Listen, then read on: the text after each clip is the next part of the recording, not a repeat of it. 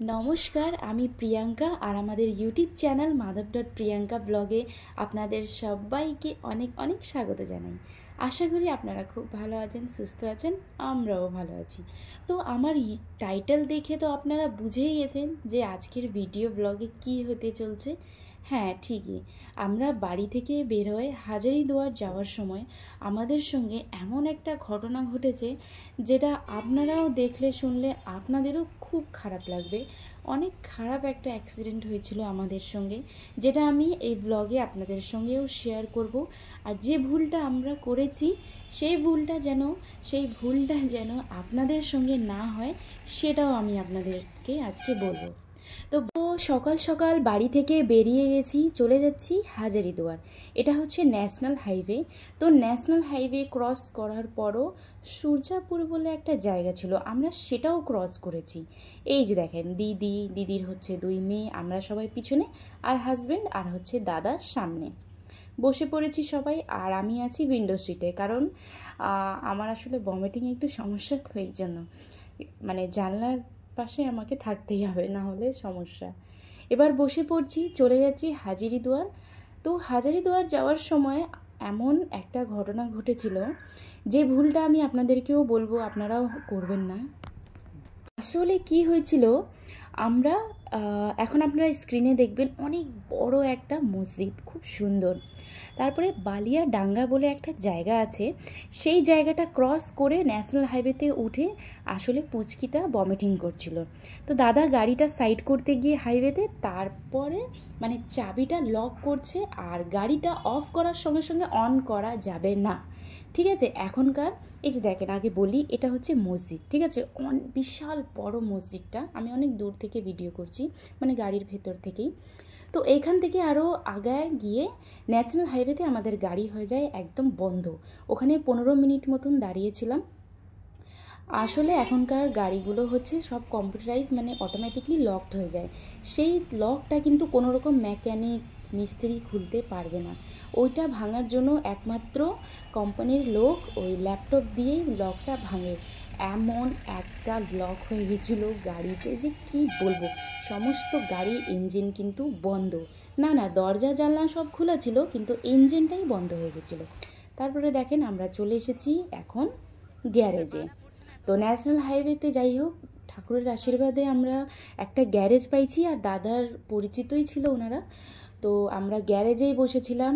তো এবার ওখানকার মিস্ত্রিরাও লকটা ভাঙাতে পারছিল না। তারপরে মালদার ওখান থেকে, মানে গাজল বলে একটা জায়গা আছে, ওইখান থেকে দাদা হচ্ছে কোম্পানির ছেলেটাকে ডাকছে। ওই দাদাটা এসে ল্যাপটপ দিয়ে লকটাকে ভাঙাচ্ছিল, ঠিক আছে। তো আপনারাও এই ভুলটা করবেন না, মানে আপনাদের গাড়িতে যদি এরকম লকের সিস্টেম থাকে যে অটোমেটিকলি ইঞ্জিনটা লক হয়ে যাচ্ছে, তাহলে আপনারা কোনো সময়ে মানে তাড়াহুড়োতে গাড়িটা অফ করলেন, তো চাবিটা সঙ্গে সঙ্গে অন করা যাবে না। আসলে ভুলটা এটাই হয়েছিল যে গাড়িটা অফ করার সঙ্গে সঙ্গেই অন করছে দাদা, তারপরে ইঞ্জিনটা হয়ে গেছে লক। মানে কিছুক্ষণ থামতে হবে আপনাদেরকে, কিছুক্ষণ দাঁড়াইতে হবে, 2-4 মিনিট। তারপরে গ্যারেজের পিছনেই এটা ছিল চিপসের ফ্যাক্টরি। আমরা প্রায় 11:15 থেকে এই গ্যারেজে ছিলাম রাত 7:30 অবধি। আমাদের আর হাজারীদুয়ার যাওয়া হলো না। যাই হোক, কষ্টও লাগে নাই, দুঃখও লাগে নাই, কারণ কপালে যা থাকে সেটাই হয়। কপালের চেয়ে ভাগ্য চেয়ে বেশি আজ অবধি কেউ পায়ও নাই আর পাবেও নাই। তো আমাদেরকে সবসময় জীবনে পজিটিভ থিঙ্কিং নিয়েই চলতে হবে, যে হয়তো কপালে এটাই ছিল। যদি আমাদের কপালে থাকতো হাজারীদুয়ার যাওয়া, তাহলে আমরা হয়তো খুব ভালো মতন হাজারীদুয়ার ঘুরে আসতাম, সমস্যা নেই। নেক্সট টাইম দাদা দিদিদেরও মন খুব খারাপ, কারণ ওনারা আমাদেরকে ঘোরাতে পারে নাই বলে ওনাদের খুব মন খারাপ, কিন্তু ওনারা আমার এই ব্লগ ভিডিও দেখে। তো আমি দাদা দিদিকেও বলতে চাই, মন খারাপ করার কোনো দরকার নেই, আমরা কিন্তু খুব খুশি। মালদা ঘুরে আসলাম, আমবাগান ঘুরে আসলাম, নেক্সট টাইম আমরা আসবো। গরম আশা করি, ঠিক আছে। তো মানুষের সবসময় ভুল দিয়েই জীবনে শিক্ষা হয়, কারণ যতক্ষণ আপনার জীবনে খারাপ কিছু হবে না, আপনারা ভালো শিক্ষা পাবেন না। তো এটাই হলো যে কিন্তু এই লগটা আসলে রাখা উচিত না গাড়িতে, আমি এটাই বলবো। দেখেন গাড়ি আমাদের সামনে পড়ে আছে, আর সারা দিন বাচ্চারা গরমে এত ক্লান্ত হয়ে গেছিলো। এই পুচকিটা দেখেন, এতটুকু ছোট বাচ্চা, কিন্তু এক ফোঁটা কান্নাকাটি নেই, কি সুন্দর সারাদিন ছিল। আর সারাদিন আমরা এই যে চিপস আর কোল্ড ড্রিঙ্ক, কারণ হাইওয়েতে তো আর কিছু পাওয়া যাচ্ছে না, আর হচ্ছে আপনার খালি চিপস কোল্ড ড্রিঙ্ক এগুলো খাইয়ে দাইয়ে আমরা ছিলাম। সামনে দাদারা হাজব্যান্ডরা সবাই ঠিক করার চেষ্টা করছে।